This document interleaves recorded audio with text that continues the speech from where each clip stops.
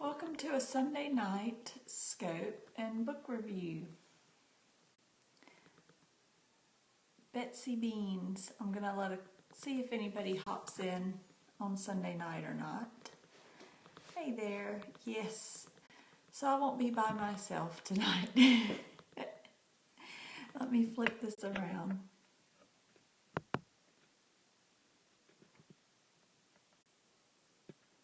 Well, I'm going to flip it around there. Hey, Dragonfly Mama. Cindy, hey. Oh, well, I don't know. I've never done hey Lena, I've never done a scope like this before. Hey there, Layla, I don't know your name, sweetie. I know your face though. I recognize your picture. You're on a Daniela, that's right, because my son is Danielle, yes. Hey Megan, I really like your handle, Dragonfly Mama. Well, I'm gonna do a quick welcome. Practice scoping, you popped on, yeah. Oh, well, you need to private scope me, Cindy, to practice. Anyway, I'm Hilda Rebecca. You can find me at Instagram at H5Manricus, but you probably don't want to look on it today. I rarely take selfies, it seems like, but today I posted 3, so that was not my normal Instagram day, so that was funny. And I'm a member of Homeschool Scopes TV Facebook group, and I did post this there. I was waiting for Jamie to come on for Sundays with Charlotte, but yay, Lena would like to be in your practice scope. But my boys are wanting, we said we'd buy the Star Wars movie, and yes, you like them, and I was with somebody in every single one, so it wasn't, oh yeah, I was with food in one of them. But my boys want us to buy the Star Wars movie because we said we'd do it this weekend and watch it. So I said, let me go ahead and do this. So I don't know how long it will take. Hey there. And welcome replay viewers. I figured more people would probably watch the replay. What we're doing, someone asked about this book, The Living Page. And I read it thoroughly, and discussed it. Oh good, then maybe if it's very fresh in your mind, maybe you can help me, because when I read it I was totally absorbed and underlining everything and highlighting everything, and I was discussing it with my best friend, and really, you know, just it's a very rich and deep book. Cindy, make sure you read, I'm going to show you, but make sure you read. If you're interested in the Charlotte Mason education, you definitely need to read this one, but not before you read other books, or you will be overwhelmed and be pulling your hair out. So that's a warning. I always say read this one first, because this will help you. This is vision forming. This will help you form a vision for what your homeschooling lifestyle, you know, what you want it to be. And then if you read this and you, if you read this and you feel like Charlotte Mason is a way you want to go, this is a very good one, the Catherine Levinson one, to read. And then this one is much deeper. This is a newer one from Karen Glass, and I did read through this one, and I'd like to do another scope on this book. This one helps explain, and I had never read it before. Both of these ladies, they really search through the originals and the parent papers, everything. Yeah, definitely take your time, take notes. It's good to buddy read these books, to read it with somebody you can discuss them with. Oh, good. Yes, Leah's going to be back scoping on Thursday, so I hope to catch her. But anyway, this one will help explain how Charlotte Mason is a classical education, and the difference between the classical type education that you think of and you hear in the homeschool realm, and how this is a little bit different. the Charlotte Mason education. Anyway, so I flipped through. This book is full of notes and underlines, so I may be doing a lot of reading out of the book, but for those of you that are interested in reading this, what I read will give you a sort of an understanding of how deep and rich this book is, and also probably make you excited and want to put it in your Amazon cart and buy it right away because it's just so good. So I'm going to go through the book. I've never done a book review like this before, so I'm going to go through the book and show you how it's set up. So in the preface, and you may be able to go, I didn't check it before I got on here, but you might be able to go to Amazon online where you can look inside the book and you might be able to read some of the preface there. So there was one quote in here that I wanted to read. Because what she does is she talks about her notebooking life and how she decided to do notebooking and how it has changed her life too. And this quote right here is also, this quote I'm going to read is also in this book. So both authors chose to use it, and it talks about let me just read it. One thing at any rate we know with certainty, that no teaching, no information becomes knowledge to any of us until the individual mind has acted upon it, translated it, transformed it, absorbed it, to reappear like our bodily food in forms of vitality. There's a lot of catchwords in this, and forms of vitality is one of them. Therefore, teaching, talk and tell, however lucid or fascinating, affect nothing until self-activity be set up. That is, self-education is the only possible education. The rest is mere veneer laid on the surface of a child's nature. So it really, in a nutshell, talks about the act of when you're doing the notebooking, the other methods that you use in a Charlotte Mason education is helping the child and the person to have because I do it too, to have self-education. You go through the act of focus and your understanding, and you're reading something or observing something and then letting it get in your mind and then come out of you in your notebook or in your keeping or in your narration. So I really, really like that. And they use things like the attentive life, phrases like the attentive life in here. And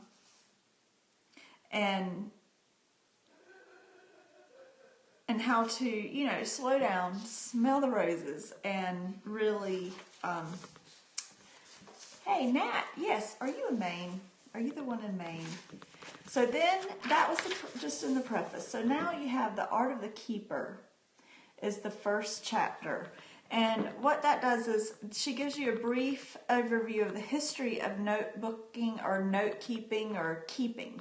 So through the book, it starts notebooking. Oh, Australia. There was another girl that had an N in her name that was Maine, and I always get you two confused. So one is in Australia, because you're the one that's always on a way different time zone than us. Like, we're wide awake and you're half asleep, right? I think that's you.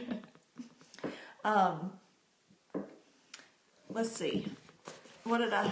And then The Art of the Keeper, it shows how throughout this, she talks a lot about how what they're doing is not busy work, how it has import, how it's useful and important, and she gets to the end that the notebook is a very vital part of this method of education. So let me flip down. I need to be able to...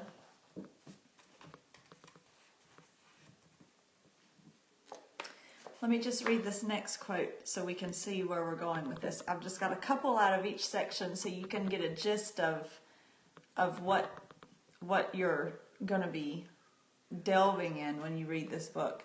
So Mason says of herself overall, she was not an innovator in this regard either in keeping notebooks. The keepers, who were scholars, the movers and the shakers in science, the arts and exploration, on whom she called regularly in her classroom, she knew enough to imitate. So this act of keeping notebooks is something, and she brings it out through here, that's been in history, for a very long time. And because she studied that and saw the benefit of that, she was going to imitate it.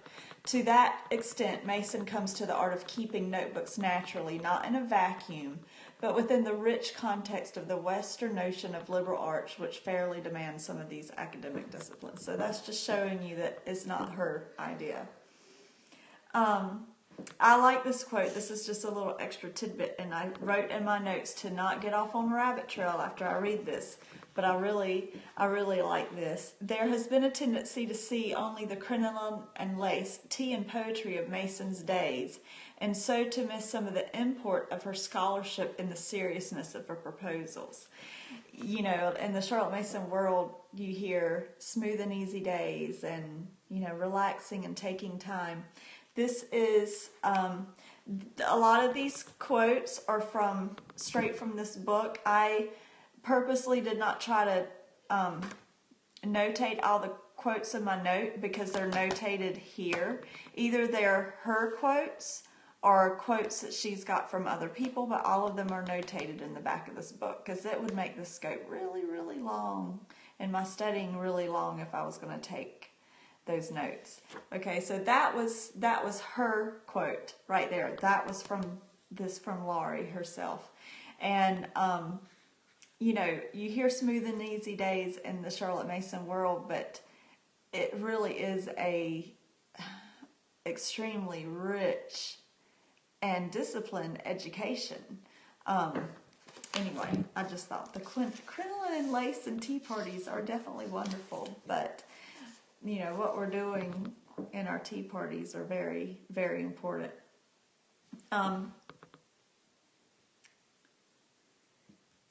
Okay, so then she talks about the process of the notebooking. Okay, so I'm not going to read to you out of there. Let's go to the next section. So that's the art of the... Yeah, I really liked it. But that's the art of keeping. That's the next chapter. Well, actually, it's the first chapter. And yes, I like it. So then she goes over, yes, and there's a lot of that is in here. Yes, noticing and attending, and I thoroughly enjoy that because I don't want to spend time that's not fruitful. We only have but so many hours in the day, and I waste a lot of my time. I know that. It's habits, but I don't want to. So whenever I apply my mind to something, I want it to be good time. And yes, exactly. That's what I was getting at. Thank you for helping me there. So whenever I take time out in my yard and we spend an hour and a half looking for birds and watching them and finding out which ones they are and trying to remember what they sound like and follow them, that is, to me, I've learned that is we get so much more out of that, making a connection with these few birds that are in our yard, than poring over encyclopedias or National Geographic videos of birds we may never ever see. Now, we do enjoy that also, but to me, that's the extra stuff. That's after school. That's just extra stuff that we're interested in. Yes, intentional learning and taking our time to, it's like copy work is 5 minutes, but 5 minutes of total concentration.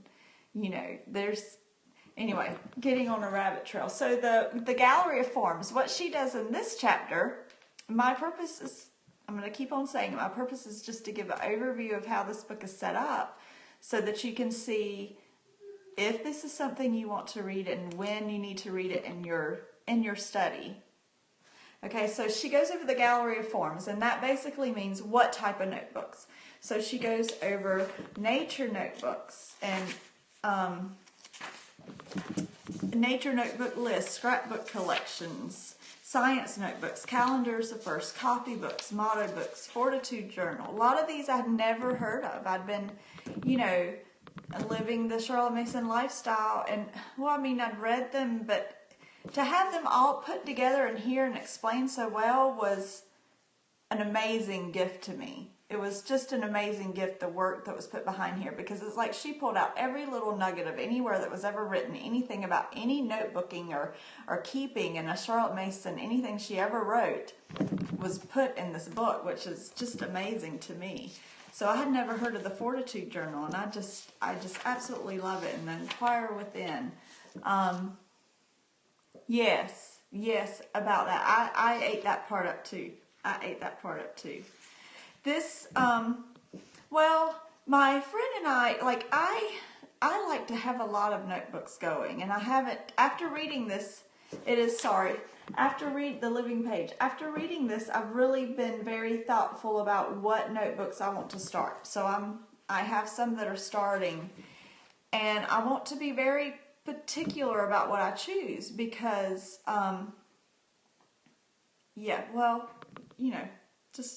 that's great. Once you have the book in your hand, you probably won't need my scope, Cindy, because the book will be much more knowledge than I can ever give. But yes, it really, but you need to like I was like, I'm going to learn about notebooks and then I'm going to be able to go do it right away. But that's not what happened. I'm having to really, really think and decide, because I don't want to start a notebook that I'm not going to finish. I want it to be so purposeful. I already do the commonplace in the nature notebook, and we tried and failed on the timeline, but the way she explains it in here made me say, aha, that makes so much more sense than any other way it's been explained to me in my entire life. Well, my entire homeschool curriculum, reading about Charlotte Mason notebooks. So, yes, that's me. I'm taking my time, Daniela, not for both, absolutely. I'm doing them. I am a student along with my children, and she addresses that in this book. Anyway, so that section goes over the gallery of forms, and it tells you all the different types of notebooks that were ever mentioned in any writing when they're older. Now, my children, because I did not really understand that until later, and my boys, they're not writers. They have one, but they don't write in it as often as what I want them to. But it's theirs. So I can't dictate to them.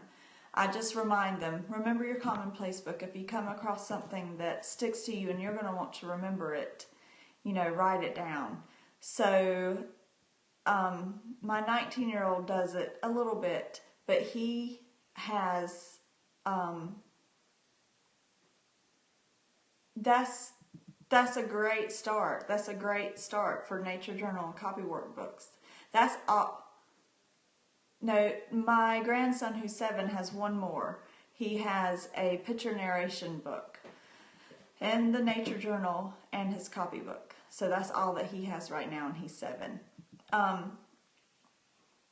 But my boys have the commonplace book and the nature book, and then my son, by the time I read this, it was really too late for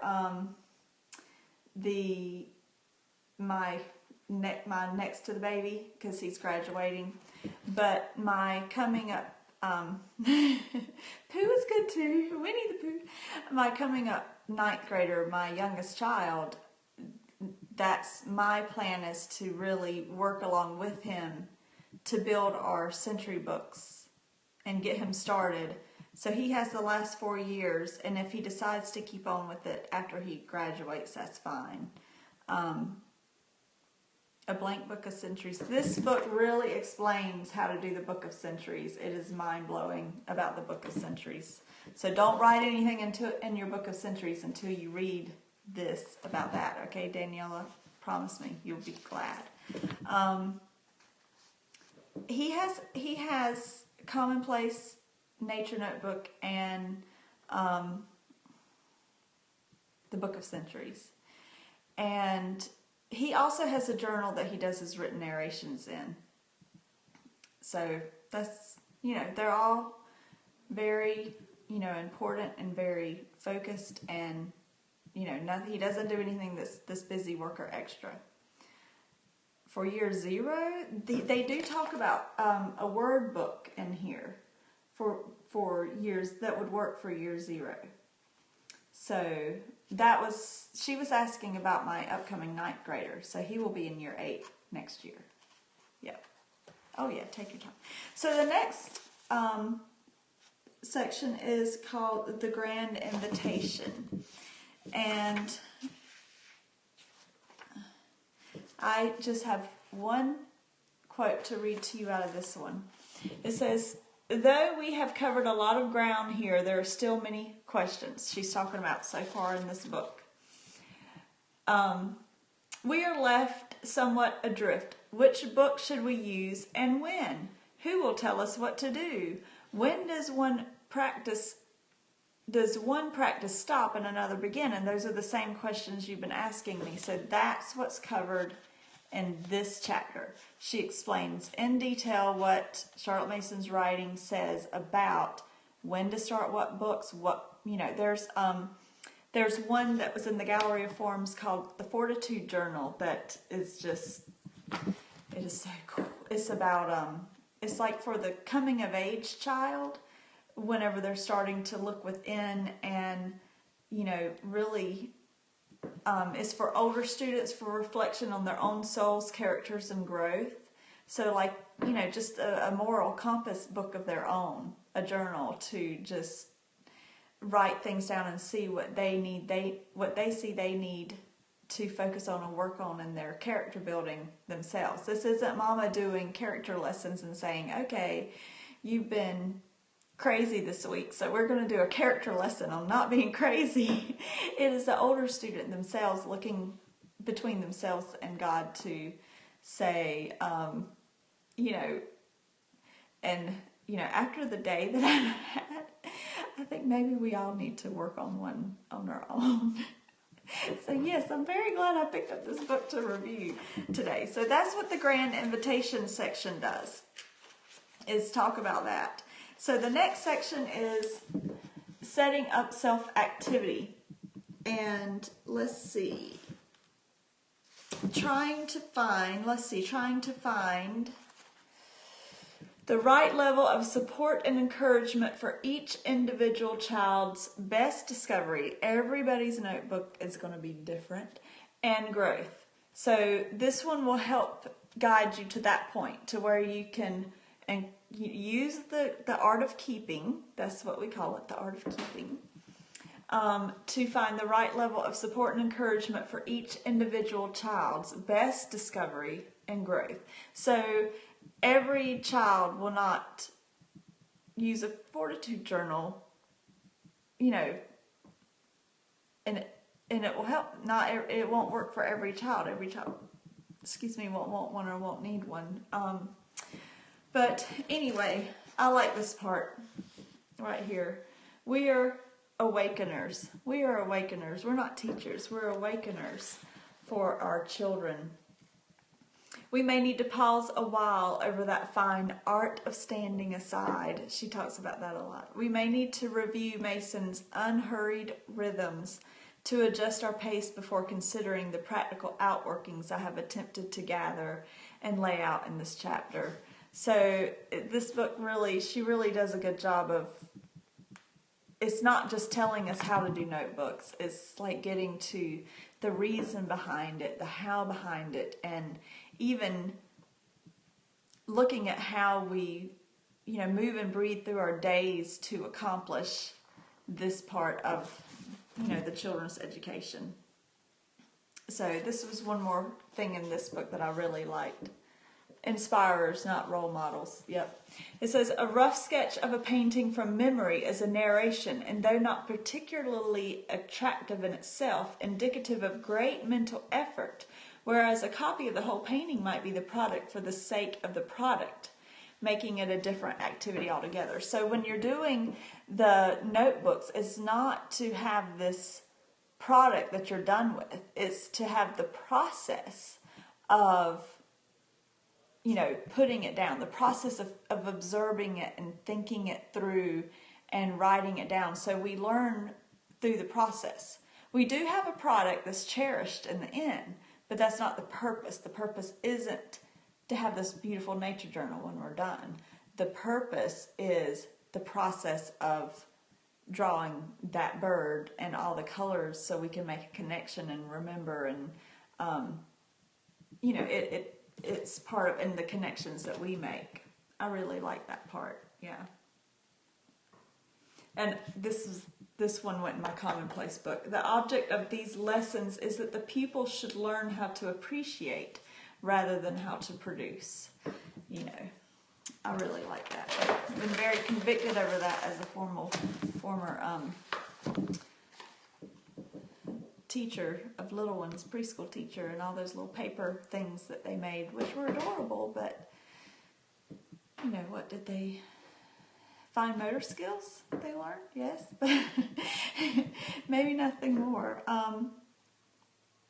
Anyway, oh, there was a teacher's quote. Oh, this is right what I was talking about. I will read you this teacher's quote. This is a random teacher that she quoted in this book. It says, when I taught kindergarten, I was appalled at how many times teachers would have their assistants cut out construction paper flowers or frogs or whatever else, and then they would have the children use sparkles or crayons or googly eyes to decorate the Macala art so it could be displayed in a row in the hallway for parent night. Yeah, guilty. That was me. Yeah. It was adorable. It was really adorable and fun, but that is an extreme example, but one of the requirements for accreditation at the blank school was to have samples of students' work displayed in the room. Many times special projects were created just for this purpose. But for what purpose? Just to have it displayed?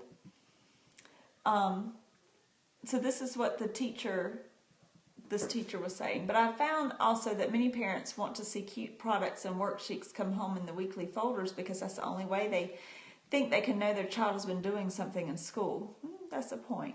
Some have trouble seeing the value of oral activities or notes or drawing that reflect that process. And that's what a lot of moms have trouble. You mean narration? They just tell you and that's it? You don't put anything on paper? How do we keep a record? You know, it's a really hard concept to grasp. So let's go to the next. This is whenever someone asked if they were my books or for the children too. This was why I started. Yes, this is why I started. Oh, bless your heart. If you have an evaluator, what state are you in? My friend is in Florida and she has an evaluator,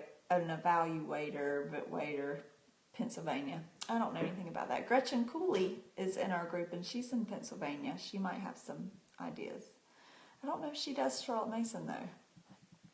But my friend luckily has a very open-minded and very helpful evaluator. I can't talk tonight. Anyway, so this is why I started my journals. Yes, I can't say that word for some reason. Children learn best when an adult interacts in the process of using materials and when learning takes place as a social or collaborative process. So I sit down with my children and we do nature notebooks together. When my grandson does copy work, I do my commonplace book. You know, we're not doing the same thing, but they're not on this on their own. Whew, girl, don't you want to move to North Carolina? It's wonderful here. It's very wonderful here. I can't help. I just feel so bad. I can't help with people with all these state regulations because She said Pennsylvania. Oh yeah, we have very much talked about moving to Texas. That's where our, yeah, we've talked a lot about moving to Texas. That's where our next to the oldest son is. And yeah, I actually heard it was easy in California, which surprised me. I thought they would have a lot of, oh, by the coast, it's beautiful. Yeah, North Carolina is a wonderful state. Anyway, I'm getting off on, yes, you too. Cindy and I both have children in Texas and grandchildren. You have a grandchild in Texas soon, and I have one there. So California, so were you homeschooling in California, Daniela, and then had to switch to a place where there was Australia? That's sad. I've always thought Australia was just so amazing and, patriotic and freedom for the person and all that.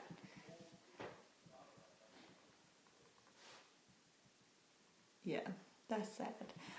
So what else is in this book? In this section, we are in setting up self-activity. They talk about the materials for the notebooking, and they talk about coloring books, clip art, worksheets, and visual aid. And this is where she starts talking about the beauty of a blank page. So that's, and like she wasn't very big on showing them pictures. Now we have coffee table books because there's some places we'll never be able to go to.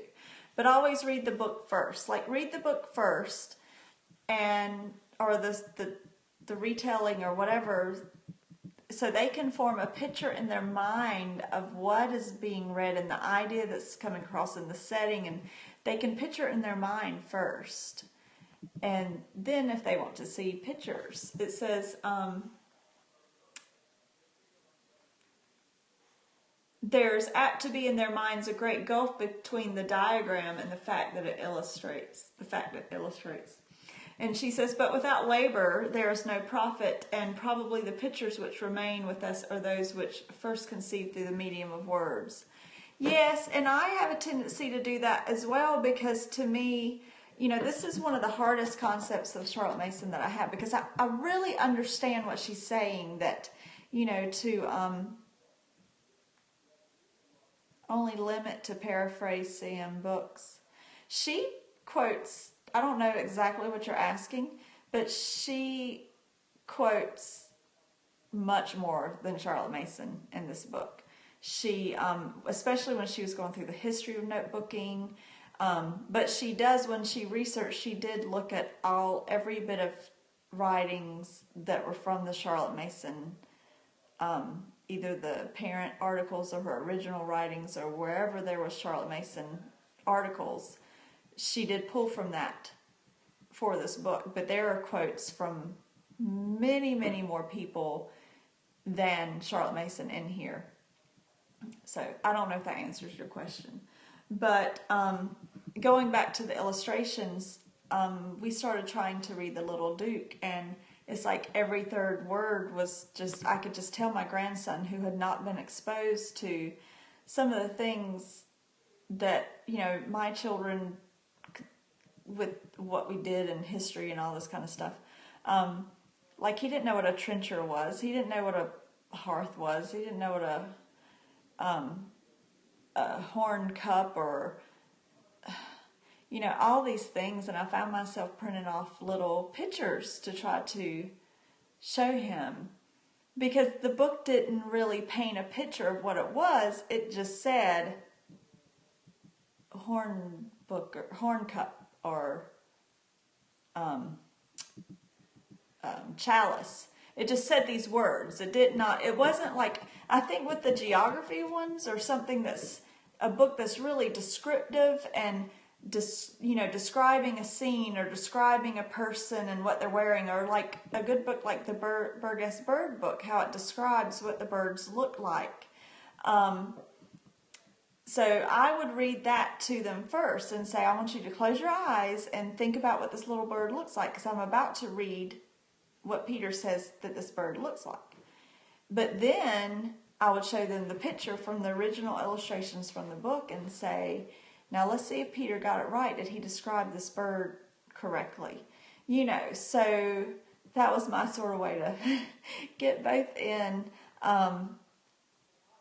So that's one of the interesting things. So I understand where she's coming from, but I still love my big picture coffee table books. And when we read The Glorious Flight and learned about the White Cliffs of Dover, it didn't take me, 5 minutes to be on Google looking for images of the chalky white cliffs of Dover, because to me, they were so vivid in my imagination, I wanted to see what they looked like. Anyway, that's getting off on a little tangent. So she talks about, in this section too, the role of technology, guidelines for student work, and general habits of keeping notebooks. But then I want to get to this section, the guidelines for the 3 pillars. Now, of all the notebooks that are listed, or all the keeping, or the books to be kept in the Charlotte Mason education, she says there are 3 pillars, and those are the nature journal, the commonplace book, and the book of centuries. So those are like the pillar books, and those are the ones we do keep. The other ones are,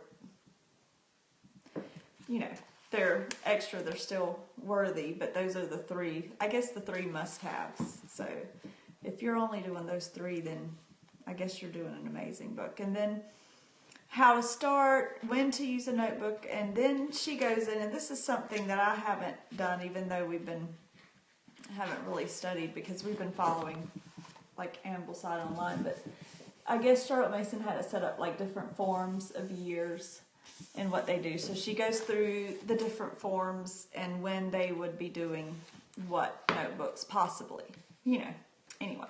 So now we're into part 2 of the book, and this one is RSVP, the shape of life. And this is the why. It says, why do we keep notebooks? So she sort of covered it before, but she goes into this is what she says, beholding the wonder of an examined life. Let's see. I know there's something in here that, yes, the question is not how, I'm sure if you've done Charlotte Mason, you've heard this several times. The question is not how much does he know when he has finished his education, but how much does he care? And about how many orders of things does he care? So that's the shape of life, to delight in school. And they use that like a delight, to have delight in their learning. And, a lot of people don't think about school being delightful. It's like, oh, I gotta go to school, I gotta do school. But school and learning can be delightful if you approach it, in a certain way. So, I'm on another page. Let me see if there's anything else. And this, she also talks about the blank page in this one. Let me see what I noted down. It says, Mason demonstrates that children are born storytellers and poets, and that it is an acting out. Let me stop here, because earlier she talked about, how little children, and they're walking along and they just must stop to look at those ants. They just, like, they see something and their attention is on it, and it is such a sense of wonder and awe that they have to see what those ants are doing. It's like, ants, And how somehow that's beautiful. Somehow along the way, we teach that out of them. We educate that out of them somehow, and they lose it, and they lose that sense of wonder. And but it's like this is inviting us to make that, yes. Test.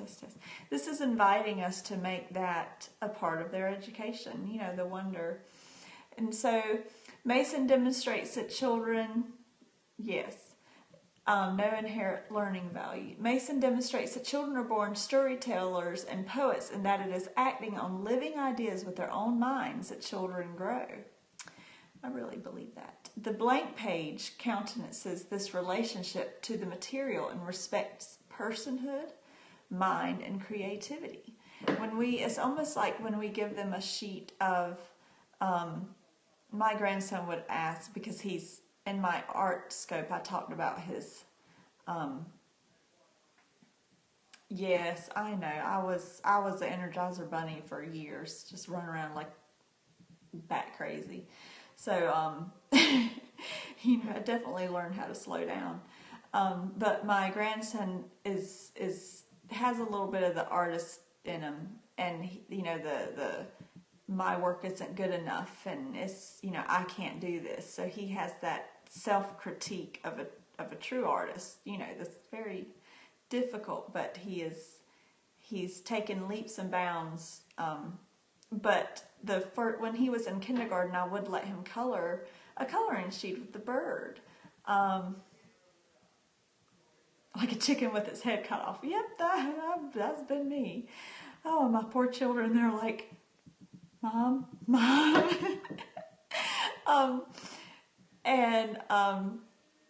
So I let him color the birds, and it helped him relax to be able to color the bird. But I did say, when you're coloring the bird, you look very closely at the colors of the bird and make sure you put the right colors in the right space. And they were very simple drawings. But it's almost like when we give them a coloring sheet like that, we're saying that, oh, you don't have the creativity to come up with that in your own mind. You can't see it in your own mind. You can't do it. You're not old enough. You're not good enough to come up with that bird in your own mind or that flower. And, really they have the ability to try. And like she said earlier, it might look like chicken scratch to us, but it might be exactly to the children. I mean, how many times have we had to analyze a child's drawing and they give it to us and look, Mama, look, Mimi, what I've drawn, and we don't want to say, oh, what a nice boat, because we really have no idea what it is. No, I was giving them coloring sheets like a bird that was just a black outline, simple bird to color sometimes, because he had that a little bit of self-criticism. But I encouraged him, and now that was in kindergarten. He doesn't do that anymore at all. He does a wonderful job. I think he's improved and he's built self-confidence, and he understands that I'm not asking that nothing that it's like I tell him all the time, you can't put anything wrong. There's no wrong answers when you're drawing something in your picture narration. There's if it's something that you see in your mind and you're putting it down on that in that nature journal or in that book, it's not wrong because it's yours. It belongs to you. So he's learned the confidence that whatever he draws, if I see that he is really focusing and paying attention, that's all I desire from him. It's not like before, it's not the product, it's the process. That's what's important. Let me see. So the next section, I really, really like this section. And this has, anyway, she talks a lot about that, the blank page in this one. And I like this. I highlighted this. We are being coached to see with the inner eye of imagination.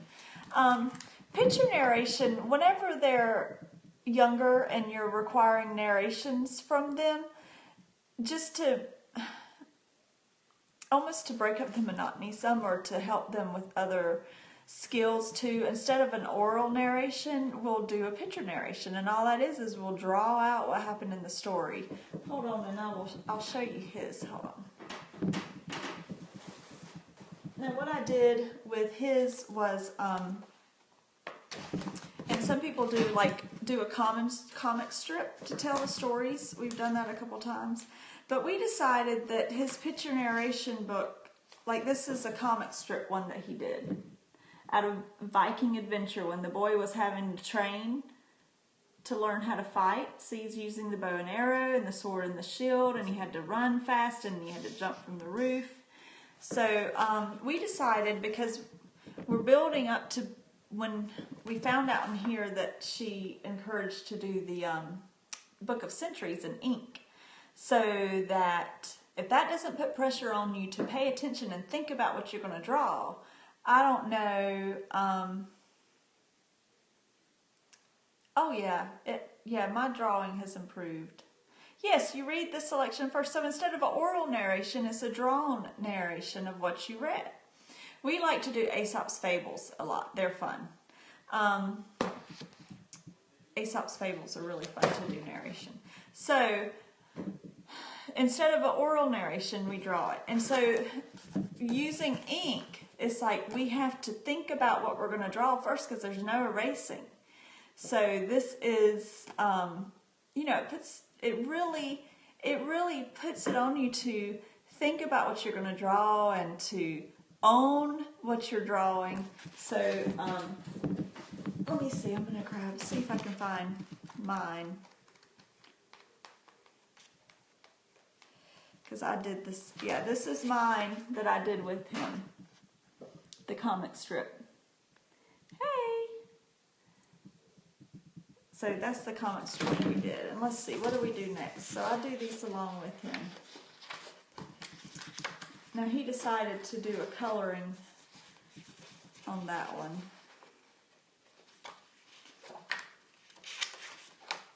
William Tell up. That's Half Red pushing Gorm off a cliff. So he is 7 now. So let's see if we can find a. Oh, this is Pinocchio with all the birds, woodpeckers chipping off his nose. So that one was fun, and this one was mine. So we did it together. I love it. Can you tell I like this? I love picture narration. Okay, so keeping time. The next section in this book, and there's that section, the RSVP, the shape of life. This whole section is amazing. So the keeping time section. This is about. This is just. I went over what notebooks I used in my nature notebook scope. But these, I buy these from Miller's Pads and Papers. They're like $3. And then we cover the front with scrapbook paper. And yes, I'm considering making a nature journal when we get our full making one. So, because I think that sounds fun. Okay, that sounds great. So this keeping time is talking about back to the unhurried rhythms, the rhythm of doing things carefully and thoughtfully. Here, I'll just read a random. I don't remember what I wrote down, but a child under this method has a pace set for life with his notebooks. Some books fill up quickly, others have just a few entries per season, because it's not about filling up a notebook. He sees that life is not neatly packaged, but grows and fits and starts, but steadily. The forms of vitality act as brakes to the runaway train of consumption to which liberal arts education can fall prey. It's not about just soaking everything in. So the forms of vitality, which she's saying are the notebooks, we're forced to take time, to slow down and focus instead of just. We have those short, quick lessons. It's not about just getting it all in. Because a lot of the notebooking, like if you have your short lessons in the morning, a lot of the notebooking can be done, in the afternoon and where you have time to take time. So, and I really like this point. On page 107, she says it keeps time to a human scale. We're not keeping time to today's modern world. We're not keeping time to our computers and to technology and to the school bus coming and going, or we're keeping time to a human scale. It's slow. I was watching an old a BBC show, Lark Rise to Candleford, and in the show the little old town gets a clock tower with a real clock in it, and the clockmaker was telling them that your life will change after this clock comes to this town, because you will be noticing that you're late or that you're early, and you'll feel the sense of hurry because of the clock. My favorite days are the days that, you know, my husband comes home from work and it's like, oh, you're home already? You know. So, anyway, I missed some comments. I'm sorry. I was thinking about my cute little show. So the next section is about keeping place, and the same importance of keeping time as keeping place. That one's noticing, and she talks about noticing and being alert, like noticing the ants and stopping like that little toddler did. Noticing leads to the reverent care of what one perceives to be one's home. So and this is where she talks about learning along the way, and where I've shared that we're starting our geography studies like from here, and that in your nature studies you start from where you are. You like, it's okay if you only learn about the nature that's where you are, because that's your place, because that's part of who you are. It just, you know, the depth of this is just so amazing to me. Yeah, I know, but you know, you're his world right now, and your home is his place. He, you know, for him, the toddlers, they already have this. We forget it when we get older. Were you talking about a blog? Sage Parnassus does a lot of notebooking. I don't know if you were talking about a Charlotte Mason blog that talks about notebooking, but Sage Parnassus, I think that's the name of her blog. She does stuff on that. So this section talks about keeping a place and being connected to your place. So whenever you do, you know, grow up and become an adult and move out, you still have that connection to home.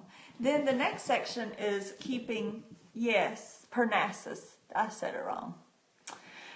Keeping relationships is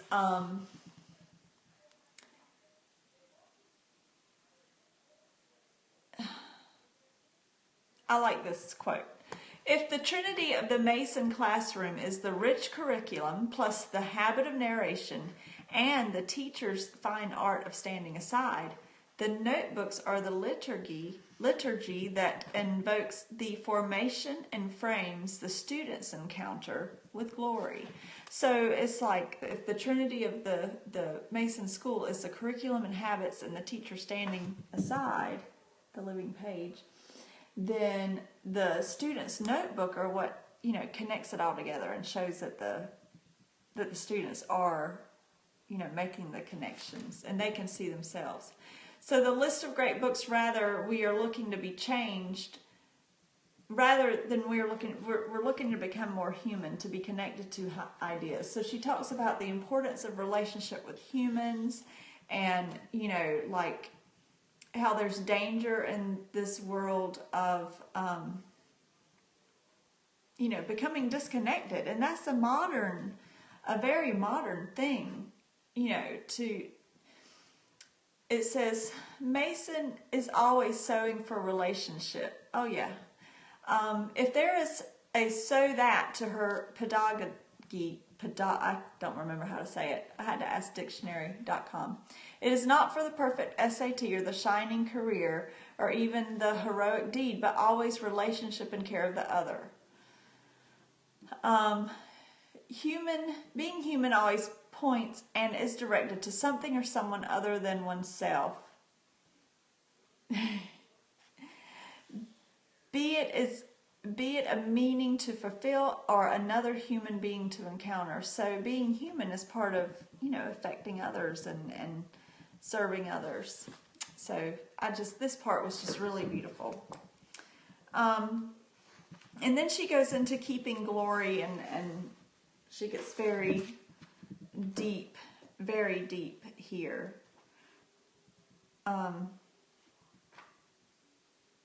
It's just overwhelming. So that's basically the end of the book. Let's see what she says at the end. I love that they call it keepers. It says they must meditate upon what they have heard, ponder in their hearts, and keep it and live upon it. So after they meditate about what they've learned, heard, and seen, and they think about it, then they put it in a notebook so that, like for safekeeping, so those thoughts will be kept safe. Yes, outside voice. And these are the appendix, has all these pictures and all the notations of all the quotes. Oh, I'll go back and tell you what I said at the beginning. Definitely don't start with this book. This book is too deep.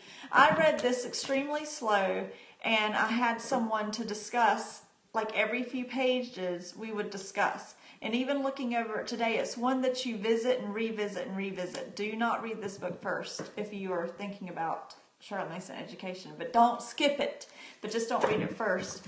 I always say to read this one first because this will give you a vision for your home, and your school. And then this is a very good, quick one. Sorry, I turned the book by Catherine Levinson. Yeah. Yes, I have that one too, Karen, but this one's skinny, and Karen Andriola is really good too. I just didn't have that right beside my chair to pull that out. But these are the two. I mean, because a lot of people say if you can only pick one, so I'm like, do this one first. Then because this one is so skinny, I say do this one next.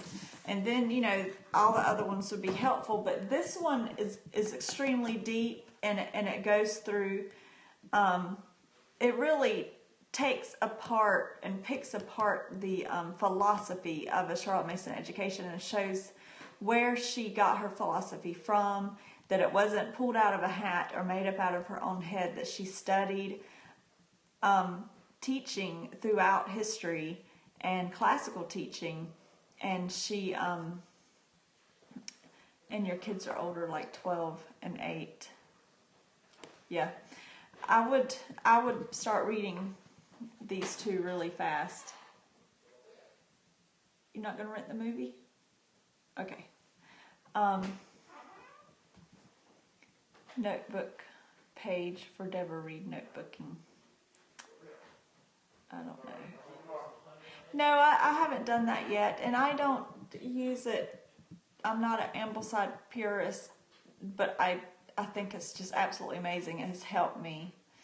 So, have you read this yet, Antonia, about the Book of Centuries? Because you need to read what she says in here. You are not too late. You're not too late. Yeah, you're definitely not too late, because I would just clean the slate and read this book, and either this book or Karen Andriola, and I would just start with one thing.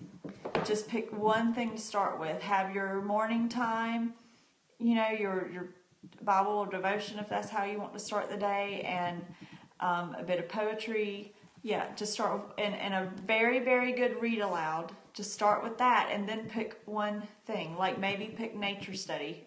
Nature study is so fun. So maybe pick nature study to start with. And once that's a habit, and copy work. Definitely copy work. Even if he's 12, just start with copy work. Even if it's copying, one sentence or your Bible verse or something, a passage out of the book that you're reading, just start with that and let him study it. Let him copy it.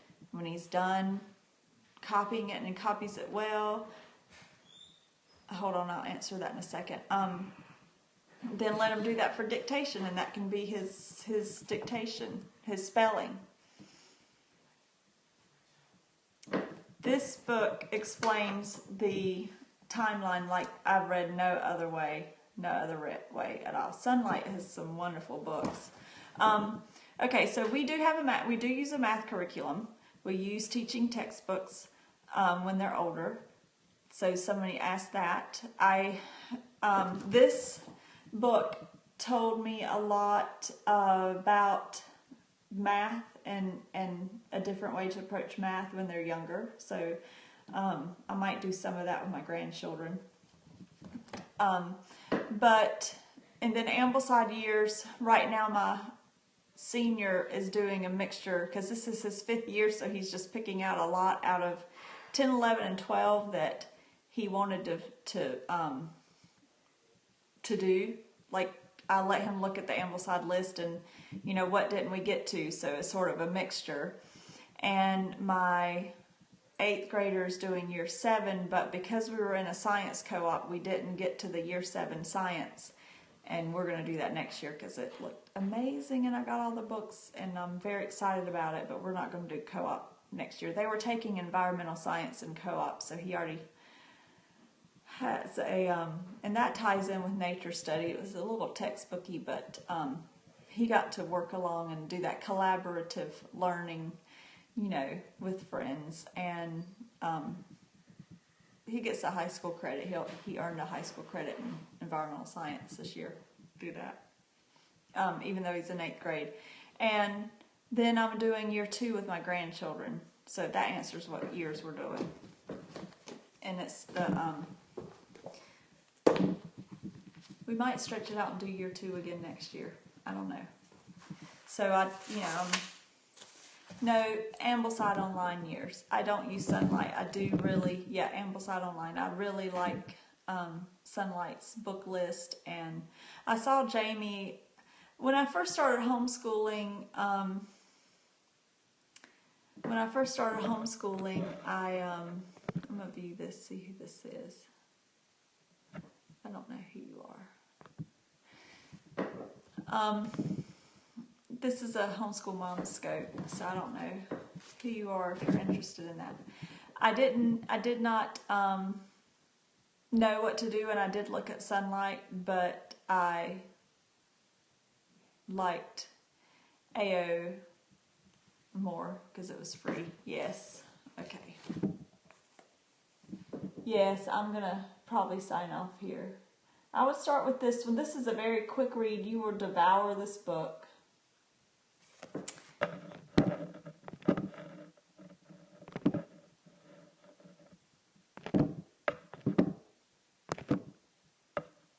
Okay, I don't know if I missed any other ones. Sorry about that, guys. I hope nobody shared it on Twitter, because that might be what came in. So this is a fast one. Then either the Charlotte Mason Companion or this one. This one's a lot thinner, which I haven't read the Charlotte Mason Companion in so many years, so I don't know. Don't remember what's in it. So you got that one. And then this one is Consider This, which really explains what a classical education is and how Charlotte Mason's method and philosophy is classical. And then this one. Now I'm also reading this year another one called Mind to Mind, and I'll be discussing that with my friend. My best friend and I are reading that together. So I wouldn't start There's some blog posts that talked about the history notebook that made me know that I wanted to read this before I did the Book of Centuries. And when I get my book, I'm working on filling out the pages like with all the dates, and I'm almost done. When I get done with that, I am going to scope on my commonplace book and our Book of Centuries. So that'll be a while. Well, I'm going to sign off because my family's going to bed without me, and I was waiting. I did it late because I kept on waiting for Jamie to come on, and she never did. So anyway, I know somebody had asked about that book, and it was really helpful for me to look it over again and read it over again, and I thoroughly enjoyed doing that today. So I'm glad she asked, and I will put this on the Facebook group. Yay, I hope it helped, Daniela. And you said you felt like late with your children, and it's still working wonderfully. So anyway, well, I will talk to you soon. Oh, thank you. 11, 8, 6.5, and 4. They're still young enough to really get a benefit. I've heard of people starting in 9th grade. So anyway, good night all, and have a wonderful Monday, and maybe I'll see some of you with Amy in the morning. And I'm going to turn this around. I will talk to you later. Good night.